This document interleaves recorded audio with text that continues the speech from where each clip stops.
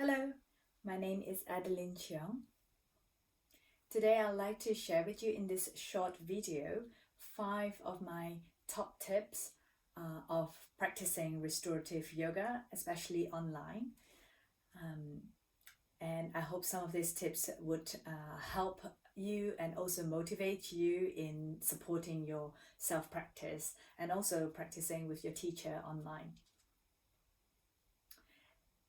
Out of the 5, I was just listing it down and thinking myself, out of the 5, there are really 2 that is pertaining to physical comfort and physical body. And the other 3 I've noted it's actually about mental and emotional comfort and relaxation. So the first one on my list is physical comfort. Physical comfort, therefore, props the availability of pillows, blankets, bolsters, your yoga blocks, yoga mat, so that there are ingredients, there are things that it's there to support, to facilitate and support your physical relaxation in certain shape, position, extended period of time.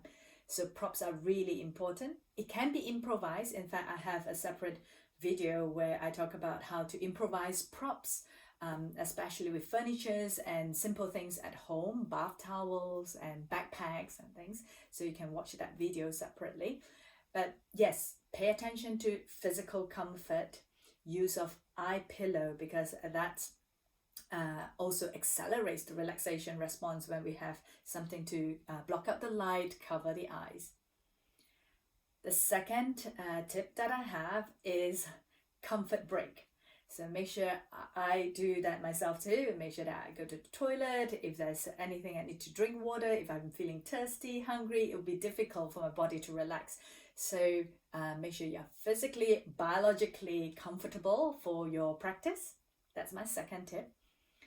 The third tip is pertaining to more emotional relationship to willingness, readiness for relaxation and rest, which is to set a timer so that I don't overrun if I have another appointment, if I have something else to do right after, that I have this 25 minutes of my time, 30 minutes of my time for my restorative practice, that I would set a timer so that there is not that anxiousness or worry that I might run over from relaxation. So I know that my timer is going to bring me back at the end.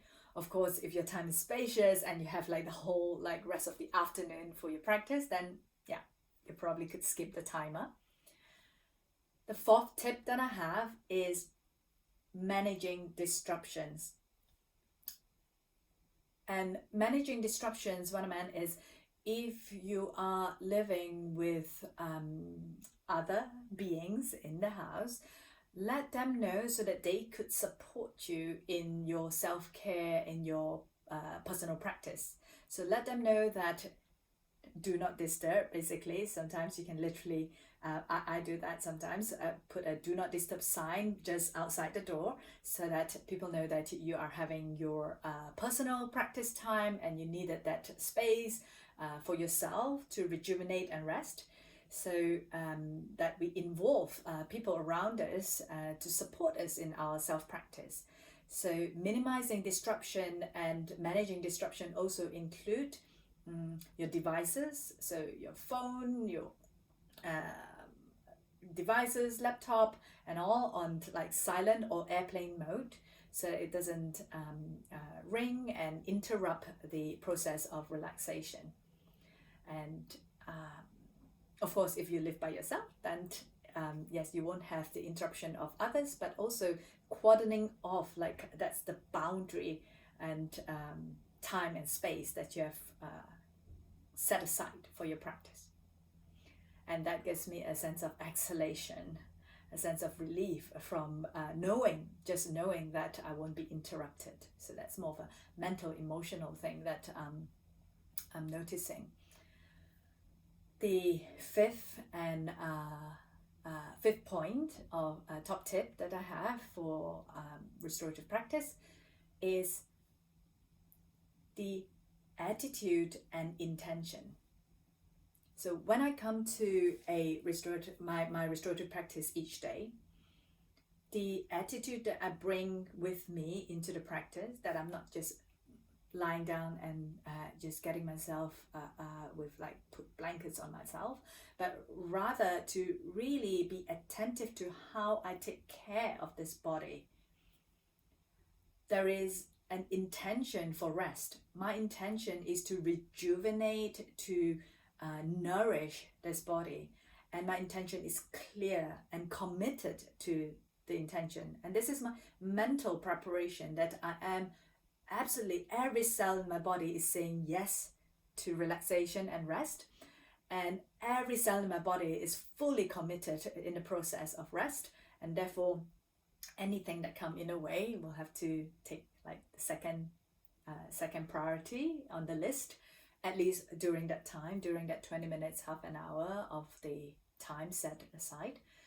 And the attitude I referred to earlier was how I treat this body with kindness and generosity.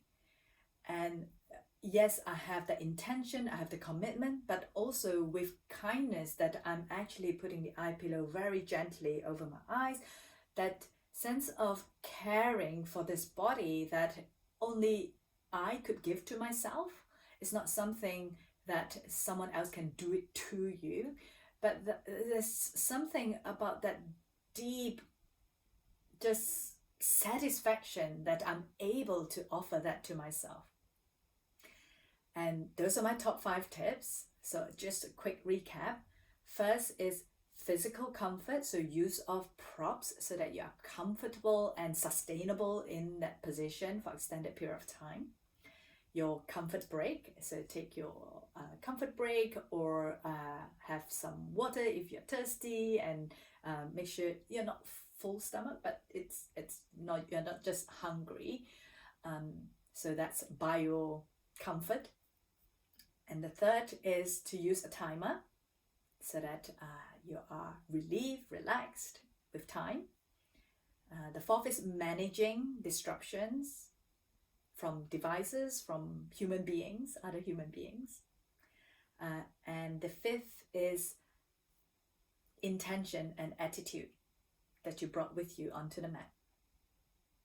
And just one final one, if I could add, number 6, is if you're practicing online, of course, these all apply if you're self-practicing also, but if you're practicing online with across the screen on a class, then do log in early so that you are ready to begin. You have your props ready, you are mentally, physically ready in front of your device, so that you can participate with every cell of your body present for your relaxation. Hope you will continue to enjoy your restorative practice. Let me know how you get on with these tips. If it has been helpful, do drop me a comment and email me, connect with me. Thank you for watching. Namaste.